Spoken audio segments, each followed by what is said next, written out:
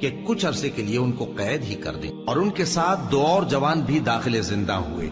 ایک نے ان میں سے کہا کہ میں نے خواب دیکھا ہے، دیکھتا کیا ہوں کہ شراب کے لیے انگور نچوڑ رہا ہوں۔ دوسرے نے کہا کہ میں نے بھی خواب دیکھا ہے، میں یہ دیکھتا ہوں کہ اپنے سر پر روٹیاں اٹھائے ہوئے ہوں اور پرندے ان میں سے کھا رہے ہیں۔ تو ہمیں ان کی تعبیر بتا دیجئے کہ ہم تمہیں نیکوکار دیکھتے ہیں۔ یوسف نے کہا کہ جو کھانا تم کو ملنے والا ہے وہ آنے نہیں پائے گا کہ میں اس سے پہلے تم کو اس کی تعبیر بتا دوں گا۔ یہ ان باتوں میں سے ہے جو میرے پروردگار نے مجھے سکھائی ہیں۔